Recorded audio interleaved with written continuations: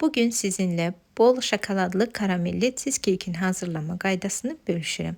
Ölçüləri açıqlama bölməsində qeyd etmişəm, oradan baxa bilərsiniz. Belə reseptlər istəyirsinizsə səhifəmdə çoxdur. Keçid edin, kanalıma abunə olun, reseptlərimi bir-bir izləyin. İnanın ki, möhtəşəm reseptlər var kanalımda. Petenya üzərinə yağı əlavə edib yaxşıca qarışdırıram. Yağ az olarsa daha əlavə etmək olar, çünki petenya bir-birinə yapışmalıdır. 24 santimlik formada bişirdim və bu qaydada formanın içinə petenyaları əlavə edib möhkəmcə üzərindən basıram ki, dağılmasın. Formanı qoydum soyuducuya. Bu arada mən içliyi hazırlayıram. 24 santimlik forma üçün 700 qram krem pendir götürdüm. Üzərinə 1 armud stəkanı şəkər pudrası, 2 qaşıq nişasta əlavə edib qarışdırıram. İstəsəniz una əlavə edə bilərsiniz. Nişasta olmasa unla əvəz etmək olur, onu demək istəyirəm. Və üzərinə 3 ədəd tək-tək yumurtaları əlavə edib qarışdırıram. Tam yumurtalar qarışandan sonra üzərinə 33%li 200 qram qaymaq əlavə etdim. Qaymağı çalışın 33 və ya 35% olsun, buna diqqət edin. Yaxşıca qarışdırıb formaya əlavə edirəm. Öncədən sobanı 180 dərəcədə isitmişəm. Yarım saat 180 dərəcədə bişirirəm.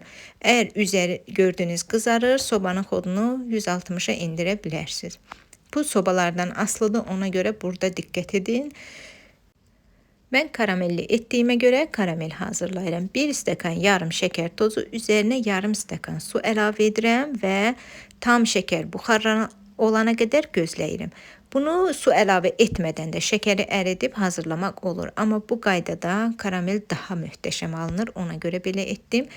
Gördüyünüz kimi artıq şəkər karamel rəngini aldı. Üzərinə 1 qaşıq kərə yağı əlavə edirəm və sobanın xodunu aşağı indirirəm. Yüksək xodda olarsa karamel yanır və qoxusu ağır olur. Qaymağı da əlavə edib qarışdırıram, dayanmadan qarışdırıram ki, tam karamel halını alsın və artıq karamelim hazırdır. İnanın bu reseptlə möhtəşəm olur. Bunu da mən cheesecake üçün hazırlamışdım. Rənginin görüntüsünü görürsünüz.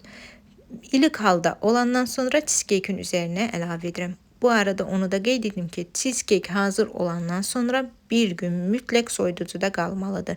Üzəri artıq zövqə görədir. Karamelli, şokoladlı, meyvəli, hər kəs öz zövqünə uyğun hazırlaya bilər. Bunun üzərinə yer fıstığı da əlavə etsəniz olacaq. Snickers cheesecake. Dadı möhtəşəmdir qızlar. İnanın ki, həqiqətən də bir dəfə hazırlasanız mənə sağ ol deyəcəksiniz. Mütləq bu qaydada hazırlayın. Dəstək olmağı da unutmayın. Hələlik.